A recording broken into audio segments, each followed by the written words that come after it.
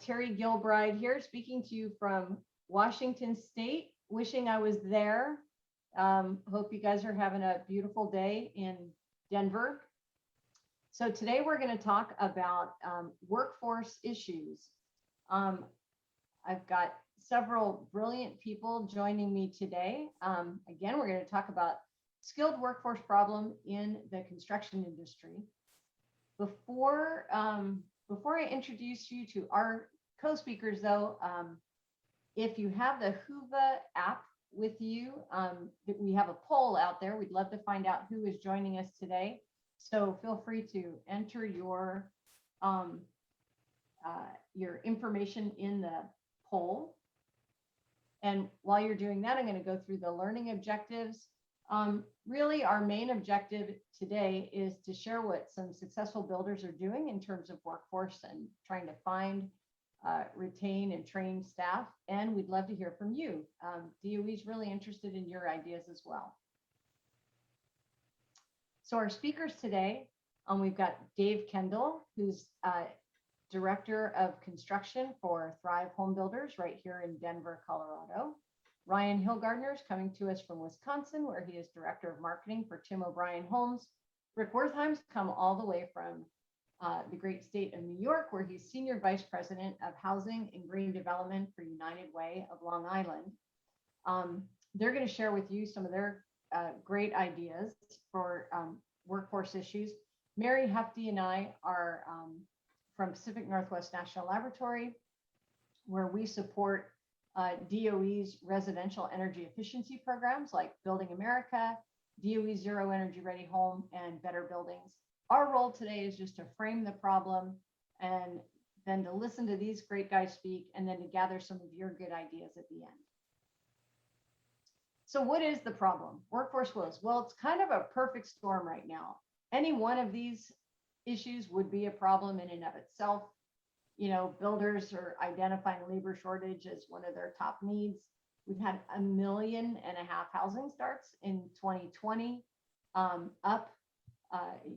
I'll show you that in a minute. Construction workers, those over 35 outnumber those under 35 2-to-1.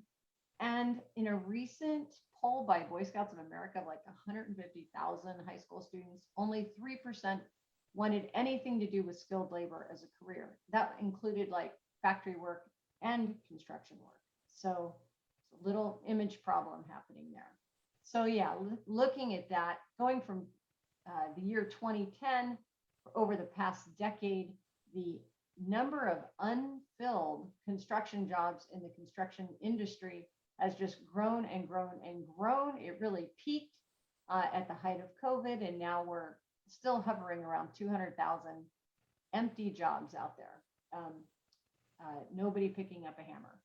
In the meantime, U.S. housing starts have almost tripled since the Depression recession in 2009. So we're at like an all-time high for construction. So yes, it's just a perfect storm of needing help and not finding help. So Building Performance Association recently did a survey and of their members, contractors and builders, what are their biggest challenges and what they were finding, what you're probably experiencing yourselves, just lack of experience and industry knowledge among applicants, a small applicant pool to begin with, and insufficient technical skills when they do find someone, when they're lucky enough to hire someone. So what can we do about this perfect storm? Well, today we're going to try to learn from each other, and then we hope to learn from you. So next up, we have Dave Kendall from Thrive Home Builders. Dave, are you ready to share with us? And I will keep pushing screens if you just tell me next. Yes, ma'am. Ready to go. Thanks, Dave.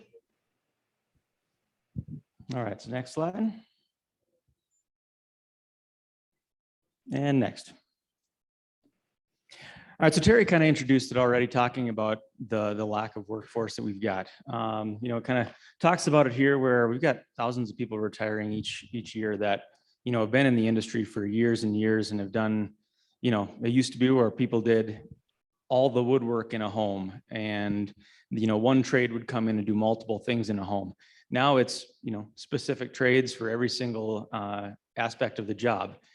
And how do we find those vendors and not only keep them but retain them, but train them to high performance building? And so I'm going to focus on three key groups. First, vendors and subcontractors. Second, employees at Thrive. And then lastly, just potential candidates for Thrive. The main thing that we want to try to do for Thrive is we focus on trying to be the builder of choice. With all the other people that are building in Denver, we're all sharing trades. And when there is that lack of skilled workers, we want them to be coming to Thrive instead of these other job sites. So these are just some of the things that we are doing as a company to try to keep those people with us, to attract them to us, and like I said, keep them. Next slide.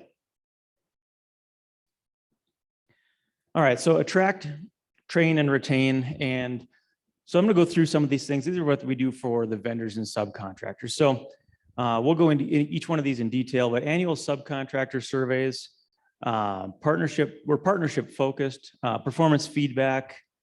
With the partnership focused, we do supply chain updates, labor shortages, quarterly owner updates, monthly starts forecasts. We do have a vendor council that we started a few years ago. And then we also do subcontractor appreciation events like food trucks, dinners, and then quarterly and annual awards. Next slide. All right, so the annual subcontractor surveys. A few years ago, we did, maybe some of you have heard what's called the Lean Building Blitz with True North Development. It's an opportunity where we had 25 vendors come in, and we had 3 days blocked out to do nothing but listen. And they told us everything that they're experiencing on the job site, all the things that they see, that the inefficiencies that they saw on the job site. The goal of that was to not only improve Thrive, but also improve our working relationship. Anything that we can do to improve our processes and procedures would ultimately improve their jobs and their businesses as well. And then since then, we've done annual subcontractor surveys, which cover everything from organization, systems and support, feedback, goals, values, and like the one on the slide here, rewards. So what it does, it's kind of hard to see in the picture, but you compare the data, and it's just a series of questions that we have. And each year we're able to benchmark and see what we need to improve on, what we've declined in, and where we've really improved. And so we use that data to try to improve those areas that have been identified by our vendors to try to be that builder of choice. Next slide. FTQ 360. This is a quality assurance tool that we use. It's an app-based program that after every single vendor is completed, we've got a series of checklists that our project managers go in and do a QA of the home, cabinets, tile, drywall, etc. And what we do is we pull this data and we look at every quarter, and it used to be quarterly. We're actually now starting to do it monthly. We're pulling the data to find the most reoccurring open items. So in other words, something that wasn't done correctly the first time. What we're doing is we're meeting with these vendors. We're setting up just quick 30-minute meetings with them to identify and see, okay, is it something that we're doing? Is there something that Thrive can do to make your job easier? Or is this just something that is just not being completed in the field? Sometimes we look at scopes of work, make sure that they're in line with what, we're both in line with what we're supposed to be doing. And it just gives good feedback. A lot of times the owners of the companies who we meet with have no idea that this is happening in the field. And it's a really good opportunity to get that data in front of them. Next slide. Partnership focused. So every month, this is just a very simple thing, but we have a starts meeting every day, or every week, excuse me, where we project the next starts for the next 2 months. And so just by sending this out to all of our vendors, it's a quick snapshot of an Outlook calendar showing all of our starts per community for the following month. This allows them to allocate trades. They allocate the workforce. It allows them to look at their purchase orders and any long lead times like cabinets, things like that we're all experiencing. they can get a handle on that and start getting stuff ordered well in advance. So we don't have those delays in production. Next slide. Another partnership focused thing that we do is a quarterly owner talk. So our executive team gets online and we go over the sales starts projections for the rest of the year. Next slide. Along with that, we do a land pipeline update. And that's simply just to give all of the owners of the companies just an idea of what's coming down the pipeline in Q2, 3, and 4, and in future years. We talk about upcoming projects that are under contract, some that we've looked at that aren't under contract, and then the ones that all the way out to letters of intent. So we're looking 2 to 3 years ahead, just kind of giving people an idea of what's coming. This also gives them an idea of where they need to staff their people as far as a geographic location in all of our different projects. Next slide. The Trade Council. So with the True North development, it was recommended that we develop a Trade Council. And so what that is it's a panel of people from different, we've got tile, we've got a drywall, we've got, I think 6 or 7 different people on the council, and their job is really to represent the mass. So they are the voice of the entire trade base. The goal with that is to really, identify those inefficiencies that are happening on a job site. We can talk about labor shortages. We can talk about supply chain issues, price increases, things that are coming down the line. There's an open communication between all of the vendors that work for us and this group of people. And the goal is really for them to be able to be that conduit between Thrive and the larger trade base. Next slide. With that, we have monthly meetings. We have agenda. So the Trade Council actually runs that.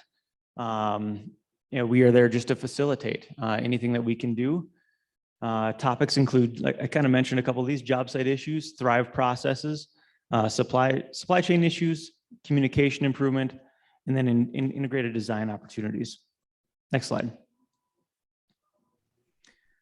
All right, and then as simple as it is, this goes a long way with being that builder of choice. Just some appreciation events out in the field.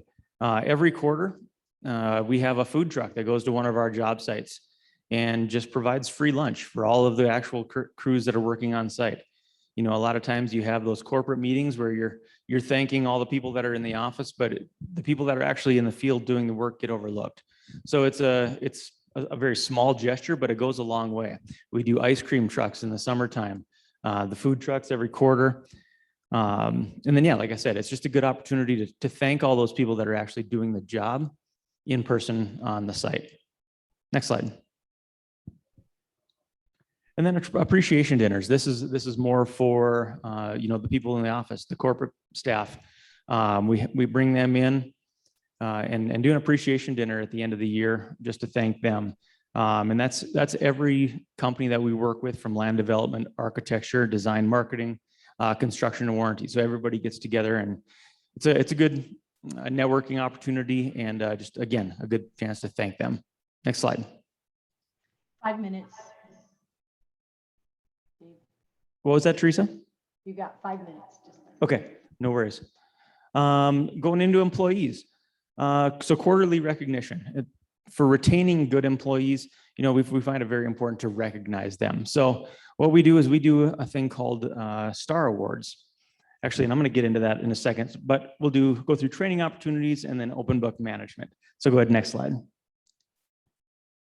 So here's an example of the Star Awards. So what we do is we have a one-page business plan, and we try to do a theme every quarter that is in line with that. Relationships, establishing, maintaining, or thrivers making a difference, leaders in a time of adversity. And so people from around the company nominate somebody outside their department for exceptional work. And what we do every quarter is we have them present them in front of the whole company with a Star Award. It's just a good opportunity to thank and recognize those people for doing a great job. Next slide.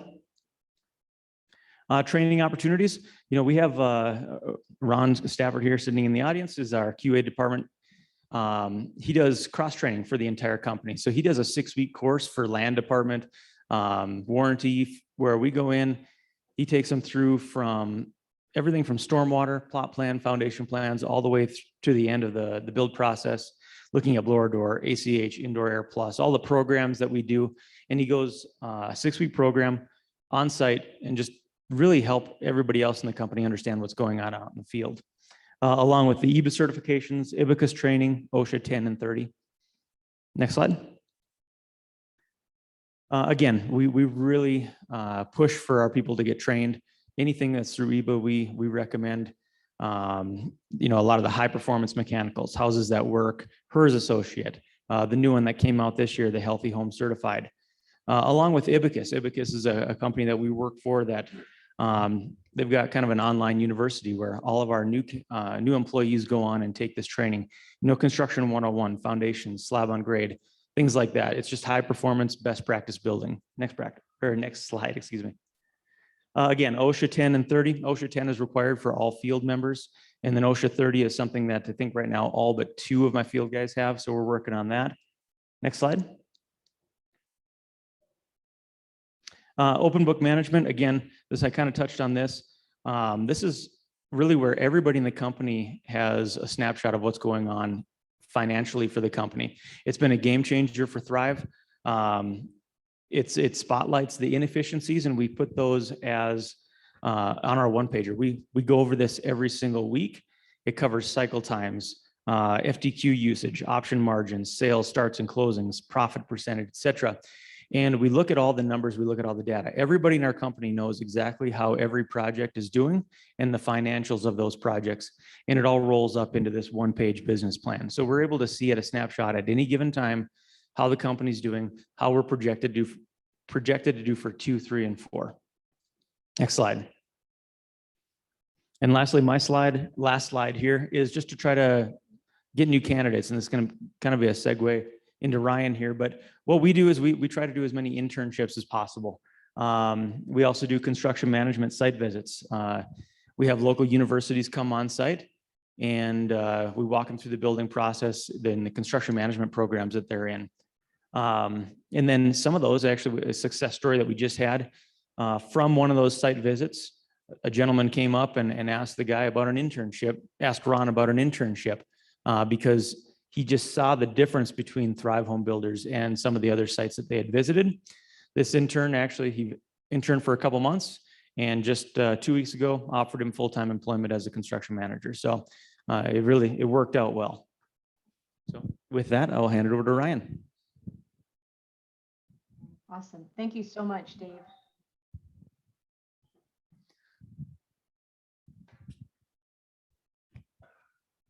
All right. Thanks, Dave. So that's me, and that's one of our homes. It's a Savannah, our ranch. Yeah, next slide. So this is something that we've been doing. It's a building trades program with local high school students. We started out with just one high school.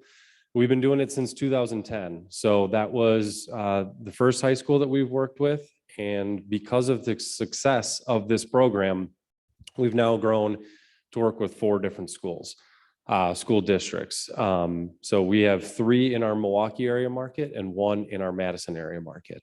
And when I was putting together some notes for the slides, I kind of did the math and figured when we close the homes at the end of February in 2022, that'll be 20 homes completed with high school kids.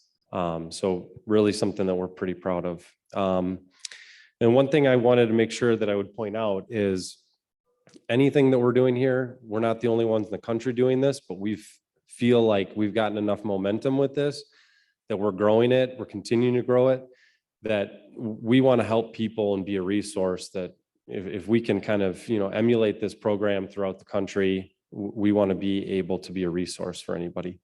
Next slide. So how it works. We've learned a few things after doing it for that many years, that communication is super key. So what we've started to do is a whole kickoff meeting where we invite to our office, we invite the teachers, we call our construction managers building professionals, and key staff within our company, as well as key trade partners that are going to be working hand in hand with these high school students. That's always really good just for kind of setting expectations. We're able to make sure that everyone knows which job numbers are going to be the high school houses, because there's a lot of logistics that need to go into, when the trade partners are showing up, they're not surprised that there's 12 students hanging out and like, what are we going to do? So just a lot of getting on the same page is the main focus of that meeting. And then as far as how it goes throughout the process, we do sort of 3 ceremonial events with the students and their parents. We do a groundbreaking event, which I'll go into in a second, a pre-drywall meeting. So, we got everything up. Now let's look at the mechanicals. It gives the students a chance to sort of show off what they've been learning, what they've been doing. And then the final product, when everything's done, we do a ribbon cutting. So next slide, and I'll just touch on the groundbreaking. Making it work. Yeah, sorry, that's the next slide. So again, I kind of mentioned that it's super important that everybody knows that it's a high school house. We mark our POs differently for these jobs. We want to make sure that everybody knows the house is a high school house. So when we've got certain trade partners showing up, that they're sending their maybe key members that are group that are able to relate with the students a little bit more, not kind of, Joe Blow, who's always just kind of getting in nitty gritty, doesn't want to talk to anybody, just wants to get the job done, just wants to move out. And what we found though is that it's very quick that they're able to understand that it is important to take the extra time and to help these kids learn, because if they're spending more time, they're being more relatable to the kids. The benefits that they're going to see is that they're tapping into people that are very interested in going into the trades. So that's obviously a key benefit to kind of working with us and working with the kids. Yes, the build goes a little bit slower, but again, the benefit is that we're getting real students right into the trades immediately. And the other thing would be constant communication. So our building professionals are just texting back and forth with the teachers constantly. They want to make sure that they know what's going to happen at the job every single day, because the students are showing up every single day. It's not like once every other week they show up and they pound a few nails and, they get an award or something. They're literally building the home with our trade partners the entire time. Next slide. So there we have just our groundbreaking ceremony. So this is an opportunity to get everybody really excited. We just got a hole in the ground. Look at, in this case, we had a, digger out there with in the background. And we've got, we always make sure that we've got key people from our staff. Tim normally shows up. We have our director of sales who used to be a teacher, so he loves working with these students and just kind of giving them a big picture of what they're doing, because it's not just building a house. It's, they're going to do something that is going to be lasting. It's going to be something that they can show their kids, 30 years down the road. You can walk by that house and be like, I built that house when I was in high school. And it's really pretty cool. Next slide. And here, this is, we're just trying to portray that, we're not letting them skip any part of the process. They're going through and actually building the home. We're not, saying that you're only going to do some framing, you're not going to do any drywalling. They do everything. So it was really cool to see. Next slide. And here's just a couple pictures of some ribbon cutting ceremonies. Again, we invite school district out there, all the parents, and we grab coffee and donuts, just kind of make it into a fun thing. And really, you notice the difference between when they started and when they finished. They're just so excited, they're so proud, and they actually built a real home that real families are going to live in. Next slide. Yeah, and one thing that's sort of an added benefit is, we do get a lot of media attention for this. At any of these ceremonies that I just went through, there's always at least one local television crew out there. We try to make it be more about the students, so we're always encouraging them. You can see in this photo, they're interviewing a young lady right there. We're always encouraging them to talk to the teacher, talk to the kids, because that's what it's all about. So that's kind of an added cool thing that we always get with this program as well. I just did a screenshot there of we have a podcast, and we're talking about it. We've got 2 episodes that talk about this. So if you're interested, go check that out as well. So it's pretty cool. And then let's see, next slide, please. Yeah, end result. I think I mentioned it before. They're starting out, they look a little bit nervous. They don't know what to expect, but it happens every time, and we say it every time, but you literally see them mature throughout the process. They're not just sitting in a classroom, they're getting real work experience. So we kind of say, starting out as a kid, starting out as a student, and you really do become a young adult. The way that you see their faces, just the pride and accomplishment that they get from finishing a house. This was actually a house that we won Housing Innovation Award last year, that the high school students actually built that home. So real cool. And again, it's a real impact on labor. Next slide. I've got a couple just little stats here. So on average, around 70% of the kids that enroll in these classes end up going directly into the trades. So then I kind of went through with all the teachers and kind of did the math. We're probably at about 135 high school students that went through this program and are currently directly working in to our labor pool. So we're always talking about it. Everybody's talking about that, material shortage, labor shortage, and it's not changing. So this is something that we were able to do, and directly right now, 135 trades in our communities are just from these high school trade programs. So it's something that we're really proud of. And again, we want to see this kind of continue to go, because I think this is definitely a part of the big picture solution. So next slide. I think that's it for me, though. Yeah, Ryan, that's your last slide. I do have 2 questions for you, though. Yes. One, is this part of the shop classes for the high schools, or part of their STEM program, or is it a unique program for the high schools you work with? Yeah, it is semi-unique. So the high schools they're actually called a building trades course. So, and in the example of all 4 of the schools, they actually have 3 different courses. So this is the Building Trades 3 program. Oftentimes it's mainly seniors. We have had some juniors in this program, but yeah, so that's the caveat, is that you have to be in an area, and I think there's opportunities to help encourage school districts into changing some of their curriculum, but you have to be able to partner up with a high school that has a building trades program, that they're literally learning about this for a couple of years before they get to the job site. Okay. And I think you had told me before the presentation that it's a very competitive program. Like, kids really want to get into this program. Yes. So especially that first high school that I mentioned that we've been working with since 2010, they have to fill out an application to even get into the class because it's so competitive.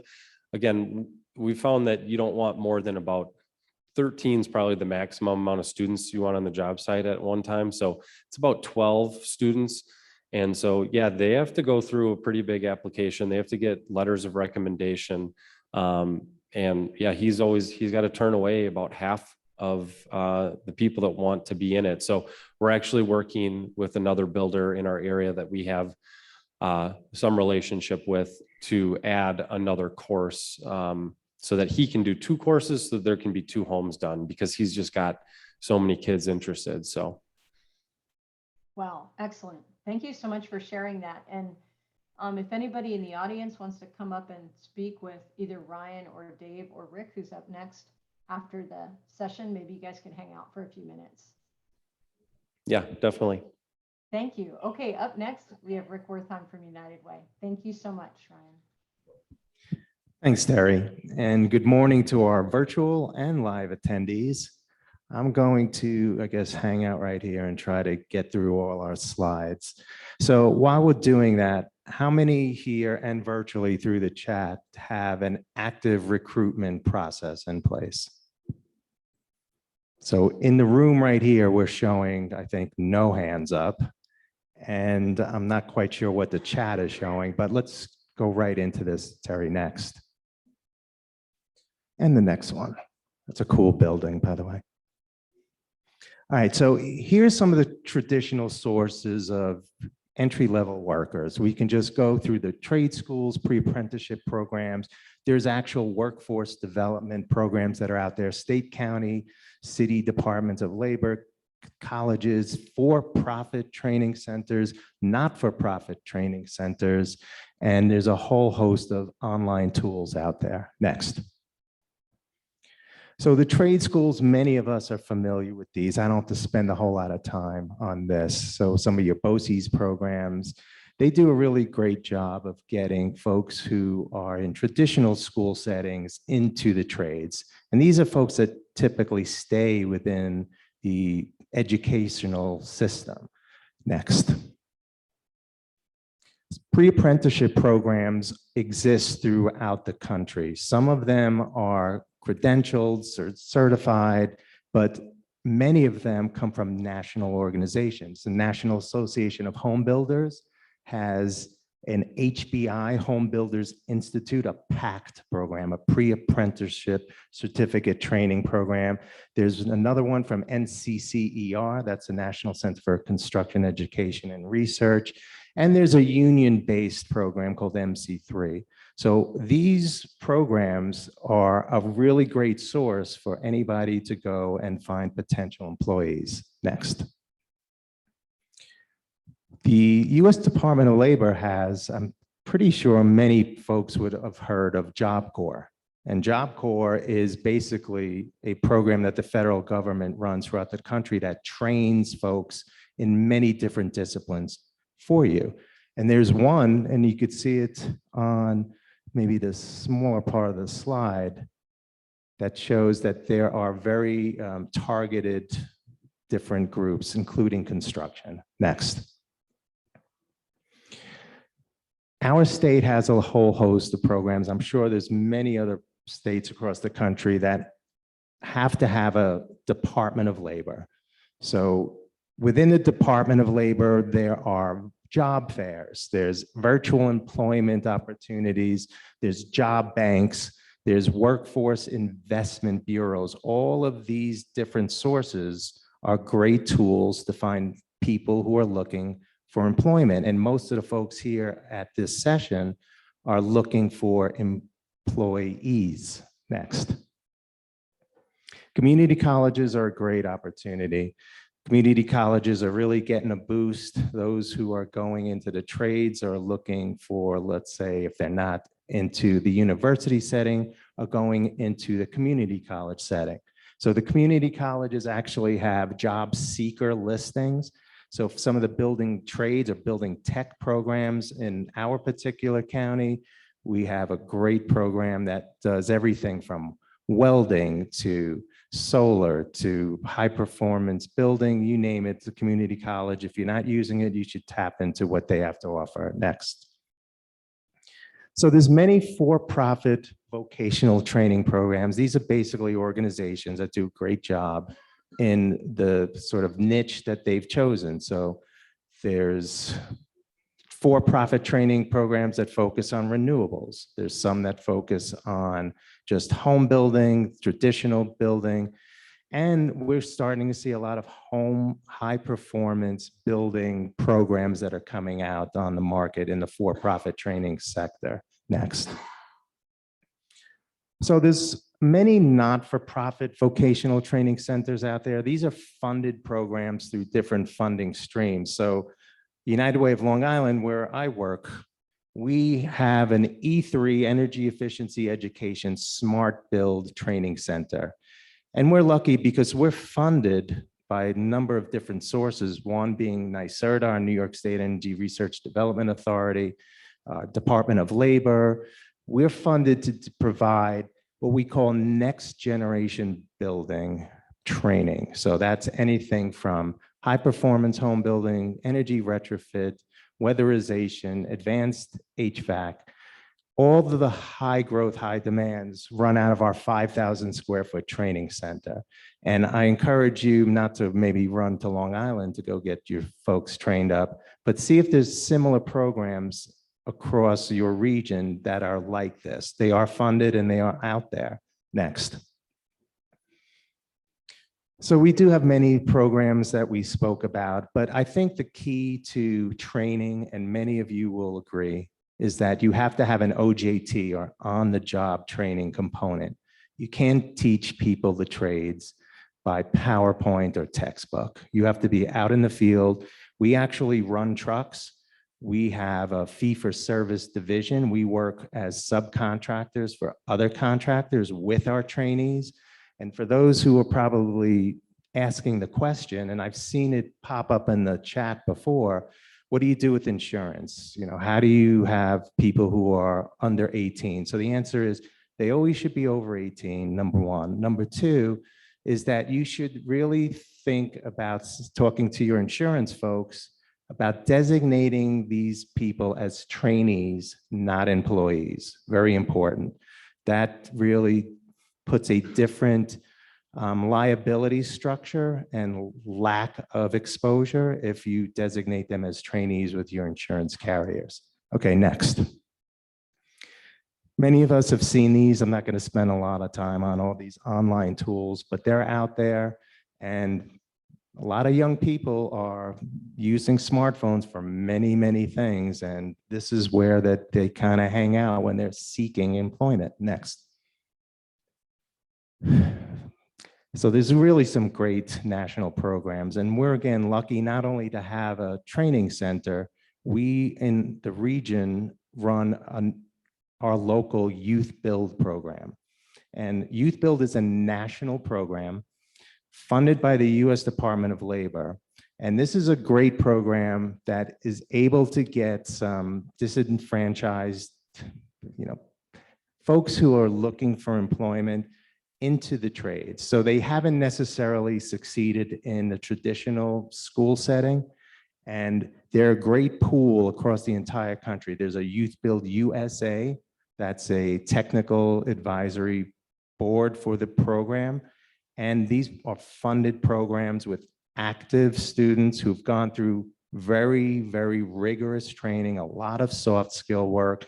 I saw in the chat about, do high school students show up and don't show up? And unfortunately, the answer is yes to both of those questions. So you will get through a Youth Build program, someone who's gone through 9 months of rigorous training, OSHA, soft skills, workforce development, how to speak with people, how to present themselves, how to be within the trades themselves. This is a great program. You should really go on and to a youthbuildusa.org site and see if there's a Youth Build program in your region.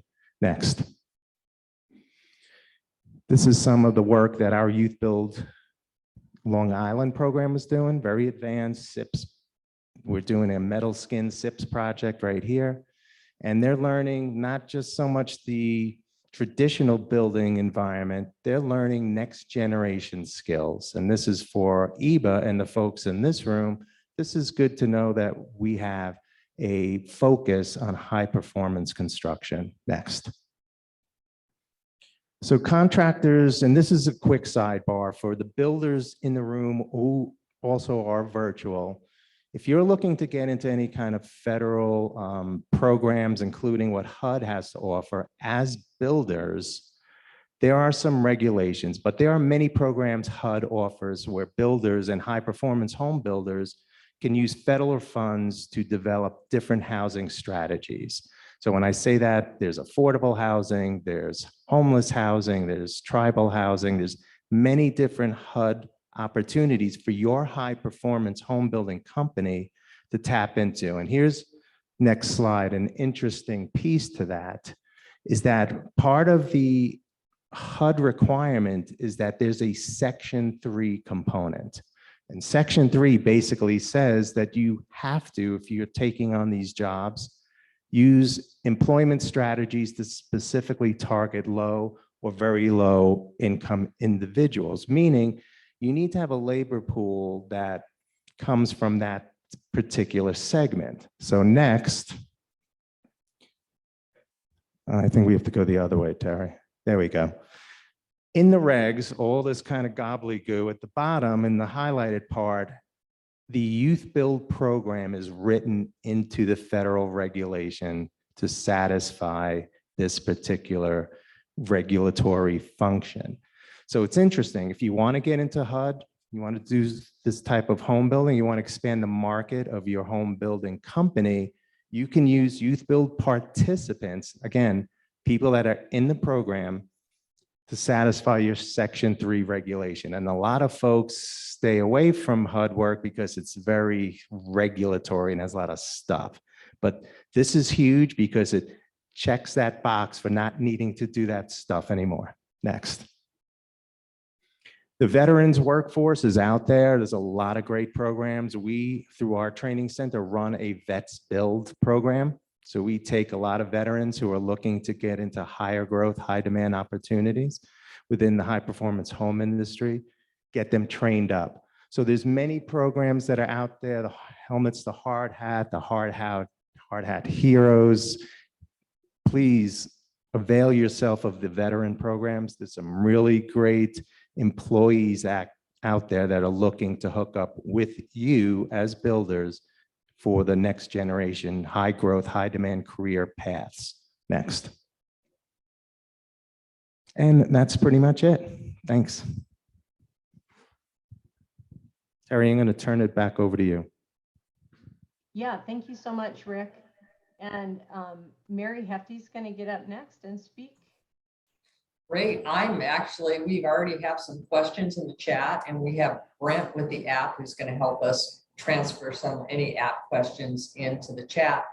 And I will get straight to the questions because just thank you, Dave, Ryan, Rick, because we're the best of the best. And so it's not important for me to hear from you some more. Ryan, if you could come up.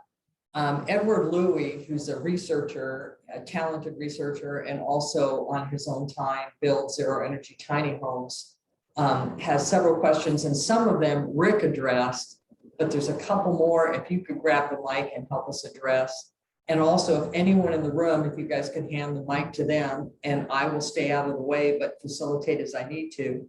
But a couple things Edward asks are there any construction techniques that make it easier for new construction workers, interns, students to be successful on the construction job site? Could you say that one more time? You bet.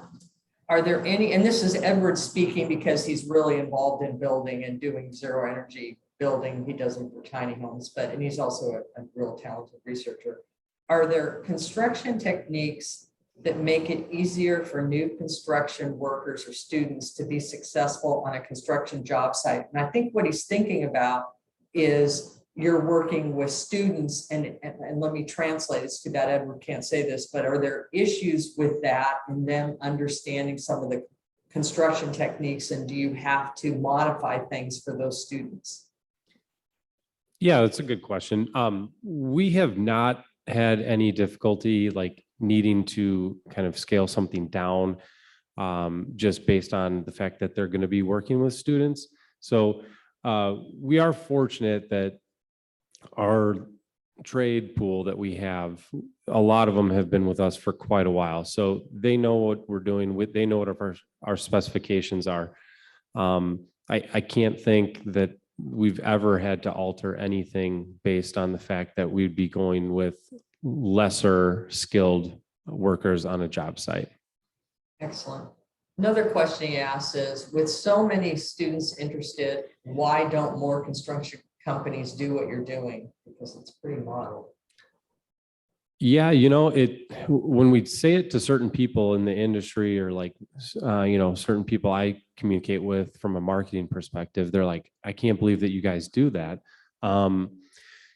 There is one other builder in our market that has done like 2 homes. But yeah, we don't understand, especially again, you looked at the slides, we're always getting a ton of press. They're like, we just had groundbreakings last week and 2 weeks ago, and there were, TV crews out at every single one. It's always Tim O'Brien Homes partnering up with Oconomowoc Area High School. So yeah, I think the main part is kind of what I alluded to before, is that you got to get a little bit lucky with the school's curriculum. They have to have a building trades course. I don't know how you could go about it if they don't have that. But again, all 4 school districts that we work with have the same setup, 3 building trades courses. The 3rd one is the capstone class, and that's where they get to build with us. Outstanding. You all can see the room. Is there anyone there that has a question? And is there anyone there that if you look at the slide that's up, are there any of these questions you could help us answer or would like to speak to?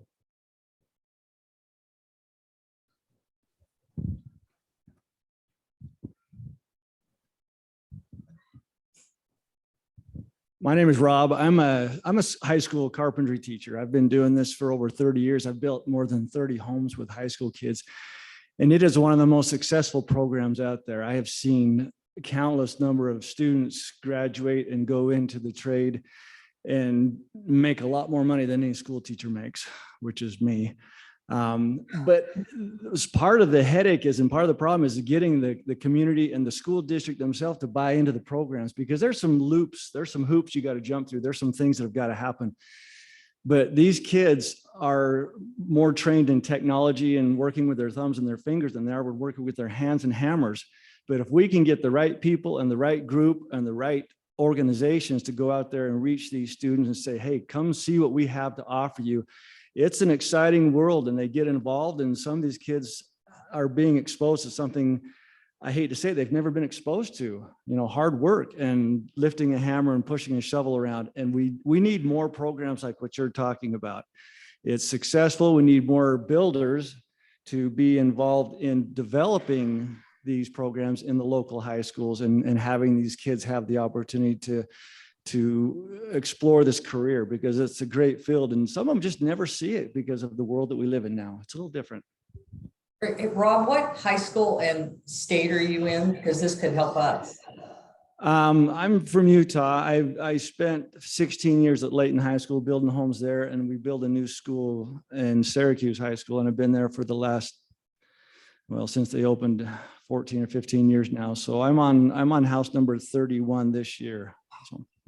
Thank you very much. Just a quick comment. Yes. Oh, sorry, Mary. No, please go. I was just going to say, just a quick comment. I think one of the big benefits, I think, of what Ryan is doing, the question of the challenges that you face with the students, I think one of the advantages of having them out there doing that thing is they are learning the techniques of high performance building from the start. They're not those builders that have been out there doing it for 30 years and it's my way because it's right because I've been doing it for 30 years that way. Well, no, it's wrong. You should actually be doing it this way. And so they're learning from the start, the correct way to do it, the advanced corners, the ladder blocking, the, no open outlets on an exterior wall, all the little intricacies that we do in high performance building, they're learning as the initial learning process, and they're learning from the start. So no matter where they end up, the goal is that they're bringing those high performance techniques to other builders, not just Tim O'Brien or anybody else. So I think it's awesome. Also, I can't see the room, so please, if someone wants to speak, let me know. But Edward asked another question, and the reason he's asking is he's doing some research into safety practices with builders, and especially maybe beginning builders. And his question is, for example, students might be uncomfortable working from heights or ladders, or they might not be skilled in toe nailing. with a pneumatic nailer. So how do you QC these details? And again, he's asking because he's looking into research about how to make building sites safer. Anyone can speak to that. Yeah, I'll just chime in real quick. I think part of it, I mean, again, they were in 3 courses, this is their 3rd course. So by the time they're there, all the teachers know that these are all students that are super serious about this. And actually, when I averaged that percentage of 70% of the students going into the trades, the one that we've been with originally is close to like 100%. So he's only allowing the kids that are like super serious, that know that this is what they want to do. So we haven't had to come across anything where that would have been a problem as well. So I guess there's probably a little bit of luck on our side, but again, serious teachers is where it's really important. And here Rick has something too. Great, thank you. Thanks. So safety is always first, and all of our trainees do have to attain an OSHA 10 certification before they even go on site. So that's helps on the insurance side, it helps on the safety side. It also helps that our vocational trainer is also an OSHA certified trainer. So not only is he out there teaching construction, he is actively teaching safety at the same time. So I would stress that when you do have young people, especially within the high school environment or even the workforce environment, that we all know that safety has to be first, but we have to almost put it in front of the construction training so that we have a safe work site. Because once we have a safe work site, it opens up the learning for hands-on opportunities. That is a great line. I think we're gonna quote you on that. Edward just said, "Thank you, speakers!" Exclamation point. This is excellent information. Anybody else in the audience? We're running out of time. I think we have like 6 more minutes. We got one. Okay. Hi, Tim Nyquist. I'm a retired educator and I taught building science for quite a few years at the college level. And it was kind of like the high school program. I found that it was always easier to spend a little more time early in the classroom to explain to students exactly what they'll be doing, because, you know, as an educator, you have to scream at the top of your lungs on a construction site to save lives. And it's terrifying, but when you see someone doing something wrong and not following OSHA regs and, you know, setting up a ladder wrong and going up, and there's saws going in the background, as an educator, you got to get their attention. And I hate to say this, but my most valuable tool was screaming, "Hey, stop now." Because, you know, the fear of someone getting hurt is always in your mind. You just want to protect your students.